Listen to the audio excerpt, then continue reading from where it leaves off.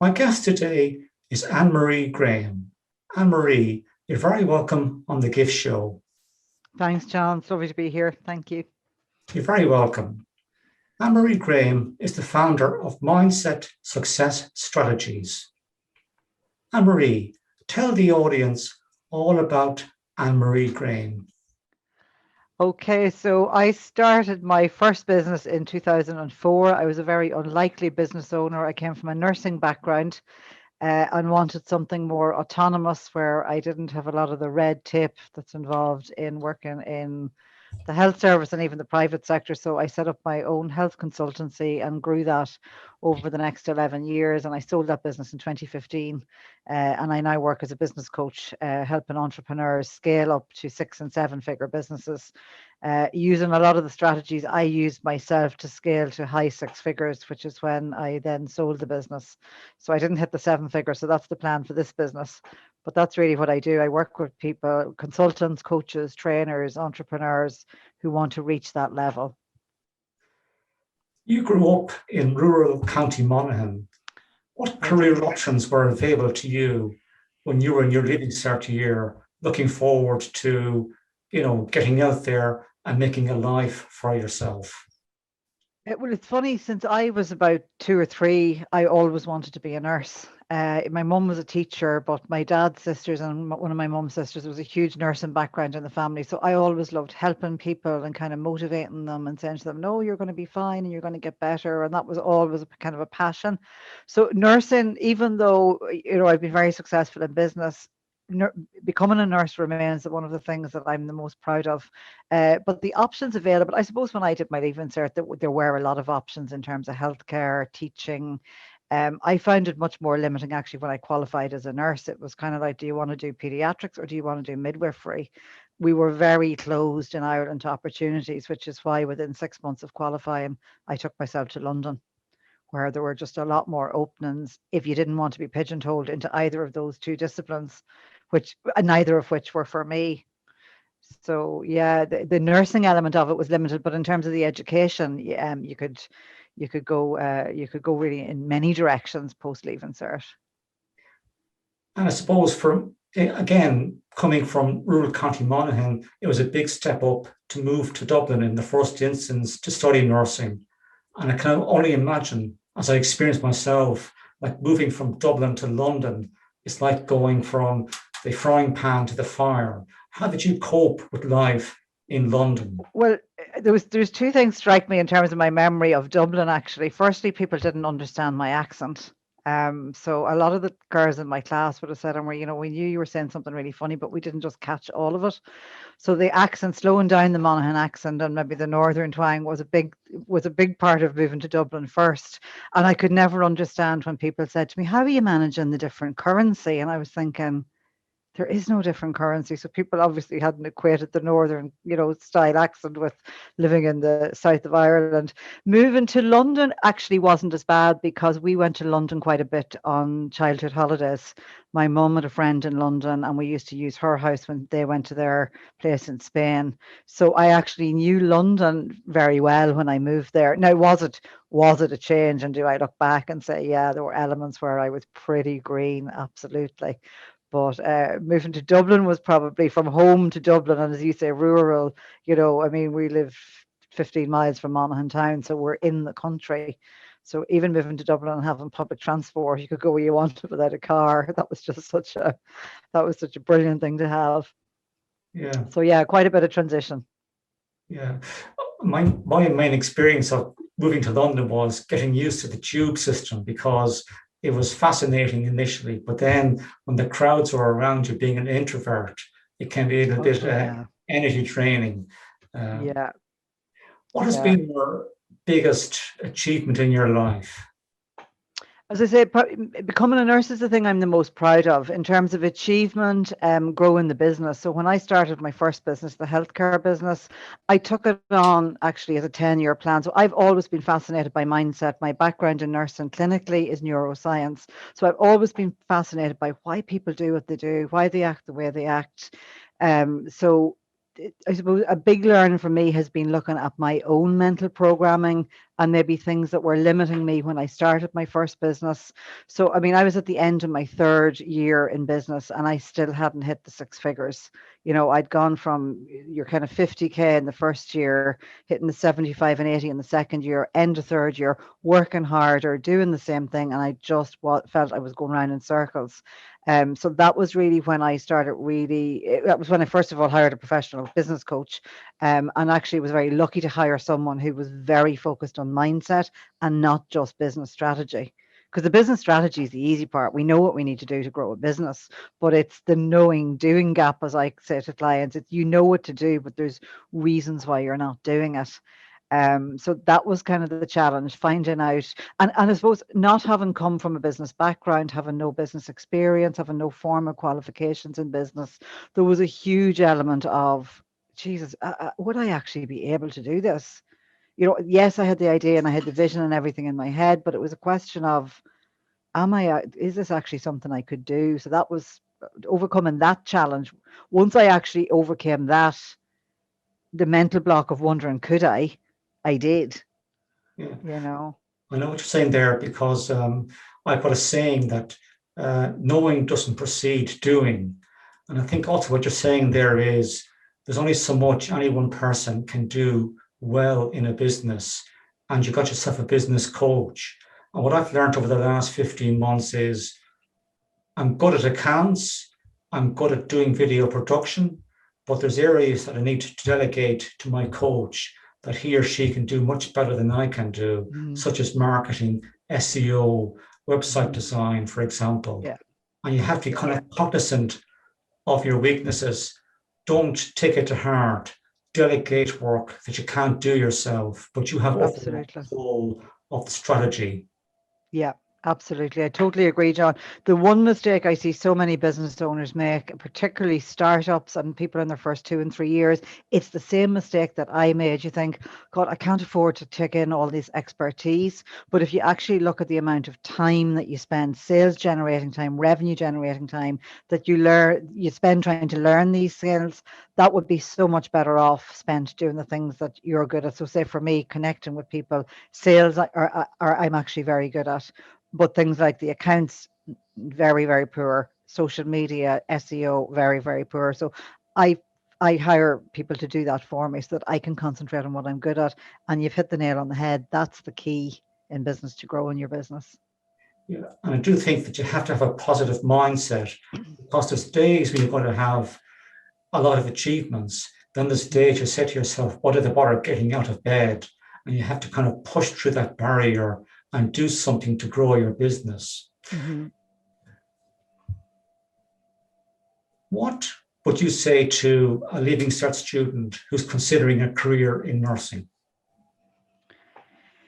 I would say be very, very sure it's definitely what you want. The nursing that you go into now, it's probably easier in one way in terms of the training. I trained the traditional way in Beaumont Hospital in Dublin, which was a fabulous training, whereas now it's done very much through the college base. But nursing as a profession is getting harder. The HSE is overstretched. We are going to see more things like this pandemic coming down the tracks. We're we're going to continue to see the HSE, or the NHS was the same, shortages in staff, a high rate of dropout because nurses, they're simply not paid enough for what they do, for the hours that they work. The work-life balance element of nursing, if you want to have a family, is a very important consideration for women. You know, night duty, weekends, Christmas. I mean, one of the things that made me decide I was leaving clinical nursing was the first Christmas I was qualified, I had to work and I got horrendous off duty. Absolutely the worst off duty. Christmas was gone, and I'm such a Christmas fan with such a Christmas head. And I remember walking down the avenue of Beaumont Hospital on Christmas night in tears, and I didn't get out until about 20 to 10 because we got an emergency in through intensive care. And I remember saying to myself, if I have to leave nursing, I will never do this again. And I never did. So I would say be very sure it's exactly what you want, because and I would say the same actually to anyone in business, where your business is aligned with what you believe your purpose is, what's meaningful for you. That's what makes the hard days easier to get through. But if you're doing something that you're only half in, you're not really in love with, you don't really see a purpose in it, it's going to be very difficult to keep yourself motivated in times of challenge, which every business goes through. Yeah. You've always struck me, Anne-Marie, from the time that I've met you, as a very driven individual, very businesslike, very much the business executive type. What do you do in terms of pastimes to relax and socialize? It was my new socializing for the last year has been trips to Aldi and Deals and Tesco's. But normally what I do is I love going out for meals. So I love eating out. I love walking in nature. So anything outdoors, walking in a park, walking, anywhere where you're kind of in tune with nature. I play the piano, which actually in the pandemic has been one of the things, excuse me, since going online, because I'm not traveling as much for business, I have so much more time. So I've actually really practiced on the piano again and really got my skills up in the last year. And then reading. Now, what I love reading and what I've always loved reading are anything around self-development, entrepreneurial books of successful business people or people who've made an impact in the world and an impact in society. So reading is also a hobby as well. And that kind of is great for me from a business development point of view too, because it motivates me to keep my drive up. So I'll start again. I was a late reader for relaxation. I remember one Christmas, my brother Mark said to me, John, here's a book. It was one of those James Patterson thrillers, and that got me hooked on reading as a pastime. But I love reading the Dickens and Bronte type classic books. I think they're excellent for learning about life. Also, I like to read history books. Okay. And some books around politics also. Where do you see your business going in the next 3 years?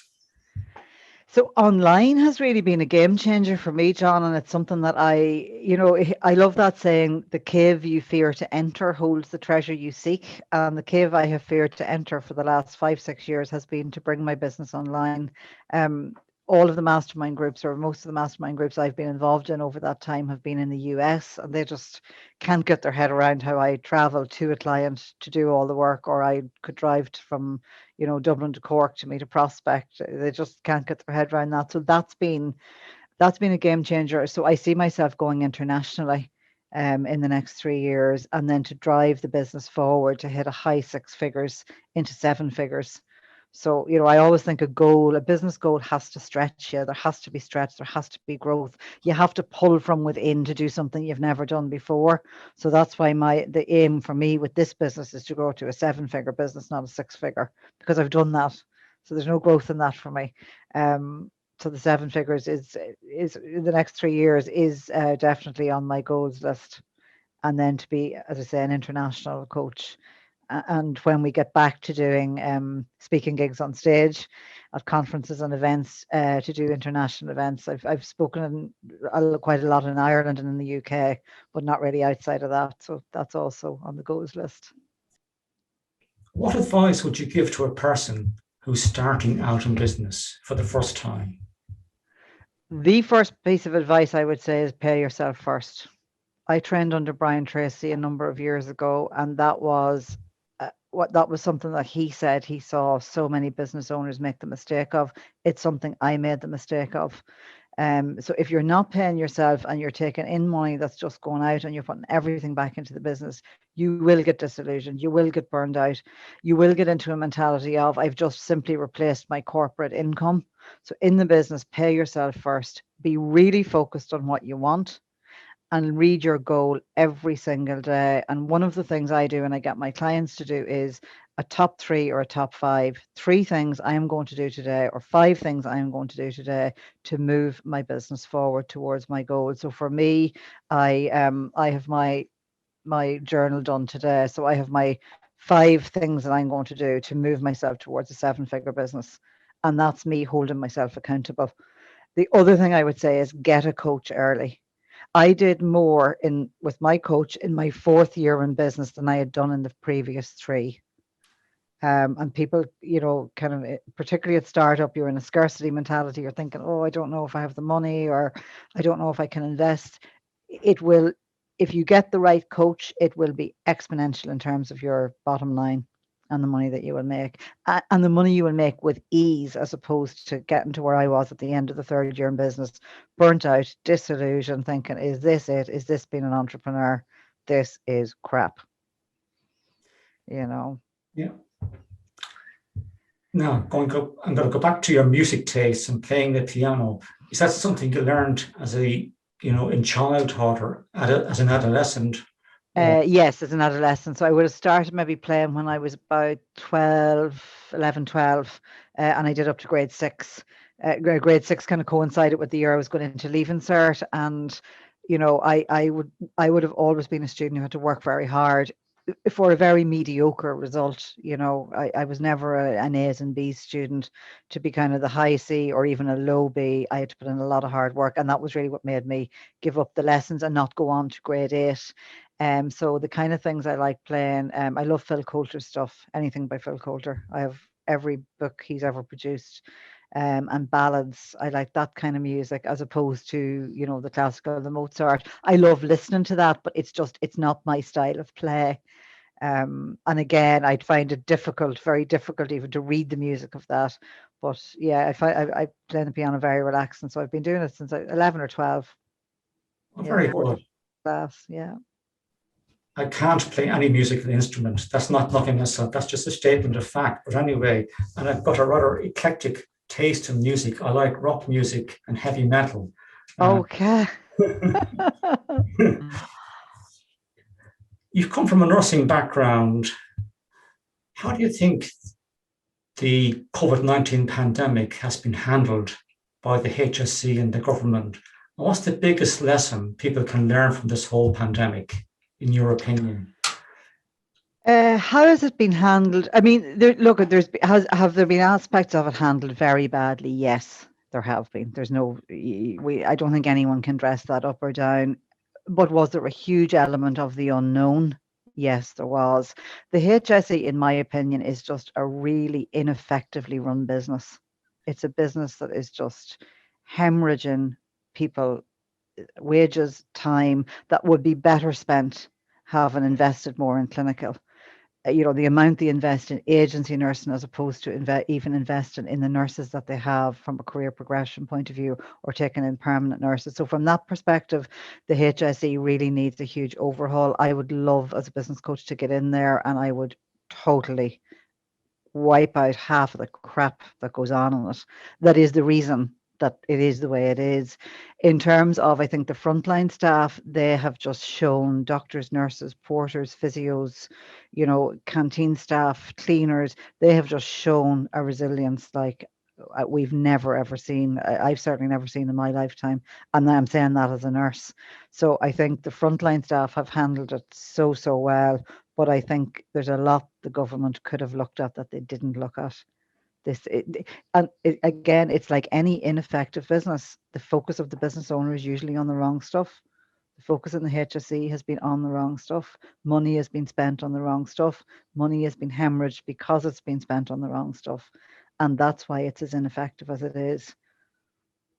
It's a topic for debate, I suppose. And there's always been talk about change of strategy in the HSE with a change in government. But nobody seems to get it right at all. There's always issues out there. But I do think, to some extent, the COVID-19 pandemic was a left-of-field occurrence, and we were totally unprepared for it. But not just here in Ireland, across many other developed worldwide. countries in the world. Yeah, worldwide. How can the audience contact Anne-Marie Graham, and do you have an offer for the audience today? Yeah, absolutely. So you can go to my website. Anyone who wants to go to my website, you can book a 30-minute strategy call with me through my website on the contact page, and the address is www.mindsetsuccessstrategies.com. mindsetsuccessstrategies.com. You can also download, actually, I had the privilege to co-author a chapter in a book with Brian Tracy in 2016, who's been one of my mentors for many years in business, because he's just so focused on productivity. So if you go to the website, mindsetsuccessstrategies.com, you can download that chapter of the book for free. And it's the 4 key things that I would have learned through my mentorship from Brian Tracy, and implementing what I learned in my business, to grow a successful business and to grow a business that was stuck at one point, to elevating it to success. So anyone who'd like to download that chapter, it'll take you half an hour to read it. It'll take you a lot longer to implement it. But please book a strategy call with me, and I'd be delighted to help any business owner focus on what the goal is, what's holding them back, and maybe what, from a strategy and a mindset point of view, needs to work better. And do people contact you via a Calendly link, or should they send you an email? No, there's a Calendly link on so if they go onto the contact page on my website, the Work With Me page, it's called, there's a Calendly link there, so they can book a strategy call through that. And then the chapter of the book is very vivid on the website, because it's a photo of myself and Brian together on the cover. Your contact details and a link to your offer will be put into this video. This concludes the GYFT Show for today. I'd like to thank Anne-Marie Graham for sharing her experience and life story with us. And I'd like to thank you, the audience, for your participation. I hope I've answered all of your questions today. If there's anything I've missed out on, please contact me. My contact details will be on screen. Bye for now. Thanks, John.